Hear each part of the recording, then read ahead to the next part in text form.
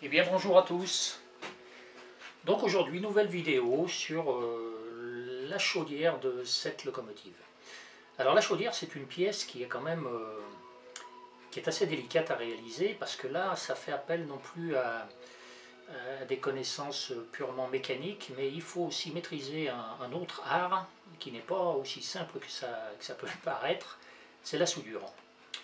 Alors quel type de soudure? Bien sûr les chaudières on peut les fabriquer de différentes façons. La façon la plus connue, je pense, et la plus utilisée, c'est la chaudière en cuivre, qui a deux avantages. C'est que le premier, c'est que le cuivre ne se corrode pas, bien sûr, il n'y a pas d'oxydation. C'est donc déjà un atout important. Et puis aussi, le cuivre est une matière qui est assez facile à travailler. On peut lui donner des formes assez complexes en utilisant la méthode du recuit. Et c'est donc la manière, à mon avis, la plus simple, compte tenu qu'on va la souder, on va la braser à l'argent. Et la brasure à l'argent, on peut l'acquérir, enfin la technique de soudure peut s'acquérir relativement facilement. C'est donc pour la raison souvent pour laquelle la plupart des chaudières sont faites en cuivre.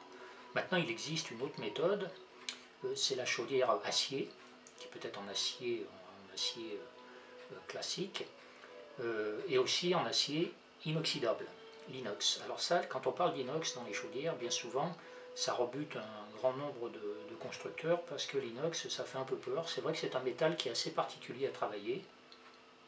Il y a des règles à respecter. Mais moi, pour avoir fait plusieurs chaudières en cuivre, j'en suis à ma troisième chaudière en inox. Et j'avoue que maintenant, je ne reviendrai pas au cuivre parce que l'inox présente quand même des avantages vraiment importants, surtout du fait qu'on va la souder à l'arc ou au TIG, hein, pour ceux qui ont du matériel, mais bon, les amateurs comme moi, je pense, ne sont pas vraiment équipés. Moi, j'ai un poste à souder à l'arc, tout ce qu'il y a d'ordinaire, un poste qu'on trouve en surface de bricolage pour un prix modéré, et on peut très bien souder de l'inox à l'arc. Euh, Néanmoins, il va falloir quand même un minimum d'expérience. Il va falloir, pour ceux qui ne maîtrisent pas ce procédé, il va falloir s'entraîner. Moi, j'ai passé quelques mois à m'entraîner sur des chutes d'inox, hein, des morceaux de tubes, de tôle. Et j'ai fait au début des collages, des trucs qui étaient vraiment pas jolis, mais petit à petit j'ai commencé à comprendre un petit peu le mode de fabrication. Et maintenant, je peux dire que je suis capable de souder une chaudière en inox. Et le gros avantage, comme je le disais, c'est qu'une chaudière qui est soudée à l'arc en inox, on a vraiment très très peu de chances d'avoir un problème lié à un manque d'eau par exemple dans la chaudière. Votre chaudière résistera à des élévations de température beaucoup plus importantes qu'une chaudière en cuivre. Donc on augmente quand même le facteur sécurité par manque d'eau et malheureusement ça peut arriver assez vite sur ce type de machine.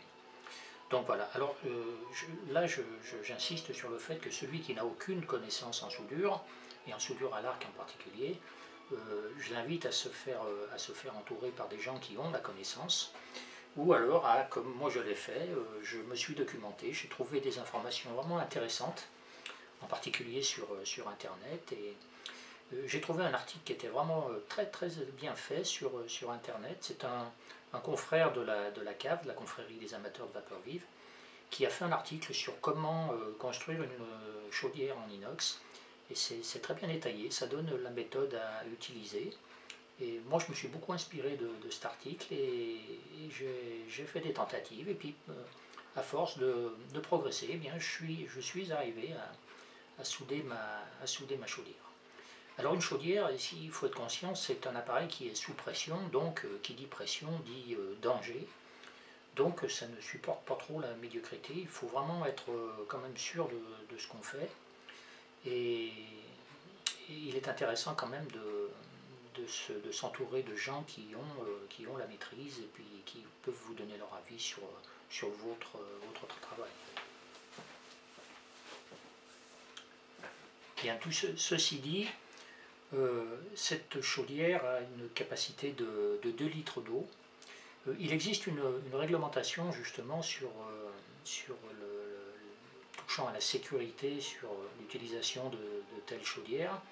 Là, moi, je ne vais pas vous donner des explications sur le sujet, je vous invite tous, à ceux qui sont vraiment intéressés, à aller par exemple sur le site de la cave, la confrérie des amateurs de vapeur vive, où là vous trouverez vraiment toutes les réglementations concernant les tests à faire sur les chaudières en fonction de leur capacité.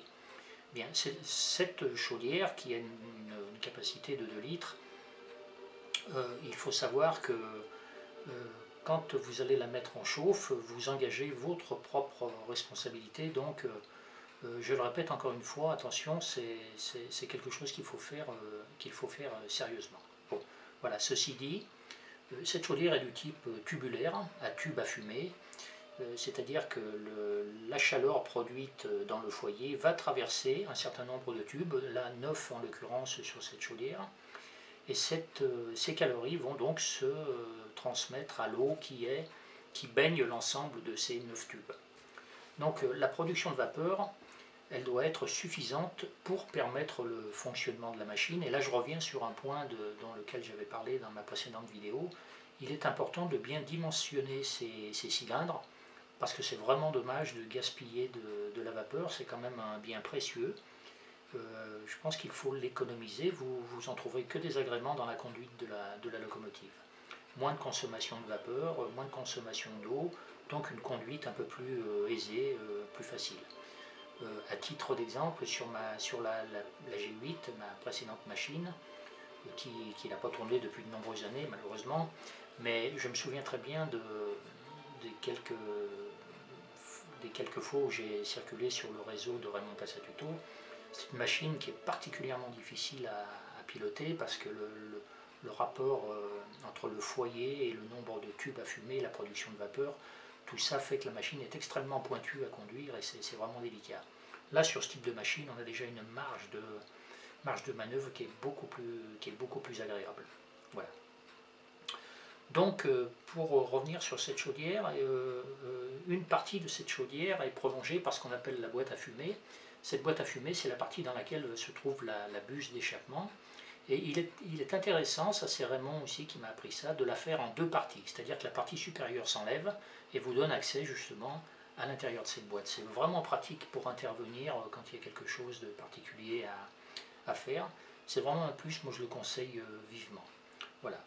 Autrement, cette chaudière a un fonctionnement qui est vraiment agréable.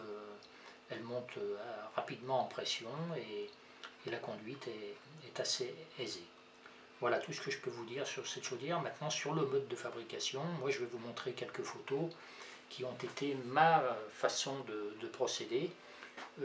Ce que j'en ai retenu, c'est qu'il est important, c'est de faire des montages les plus pratiques possibles pour vous mettre dans des conditions le plus agréables possible pour souder. Parce que vous allez vous apercevoir que on a un petit peu, bien souvent, on a un petit peu la tremblote avec la baguette, surtout quand on n'est pas trop habitué. Et vous avez intérêt à avoir des montages qui sont stables, qui sont bien posés, enfin vraiment se mettre dans les conditions les meilleures possibles pour ce travail de soudure. Un petit plus aussi, je le conseille vivement à ceux qui veulent essayer de souder à l'arc, c'est d'acheter un masque électronique. Ça c'est vraiment fantastique parce que quand on ne sait pas trop bien souder à l'arc, le gros problème souvent c'est le masque et la baguette. Quand vous mettez le masque, vous ne voyez plus sur quoi vous pointez. Et quand vous allez pointer, vous êtes obligé de ramener le masque pour ne pas prendre un coup d'arc dans la figure et vous ne savez plus où vous pointez. Enfin, c'est tout un bazar. Donc le masque électronique, c'est vraiment un plus pour ceux qui n'ont pas trop la maîtrise de ce type de soudure. En tout cas, ce que je peux dire, c'est que pour moi, encore une fois, le modélisme a été l'occasion d'apprendre quelque chose que je ne connaissais pas, que je ne maîtrisais pas du tout. Donc la soudure à l'arc, c'est un métier, hein. Ça, maintenant j'en suis conscient, il faut apprendre, il faut prendre le temps de prendre les bases et puis d'évoluer petit à petit. Mais on y arrive, il ne faut pas se décourager, je crois qu'on peut arriver à tout et cette machine en est un bel exemple parce que j'étais absolument pas soudeur et maintenant je peux considérer que je suis capable de souder quand même de manière honnête de l'inox. Voilà ce que je peux dire actuellement sur cette chaudière et puis à bientôt donc pour une prochaine vidéo.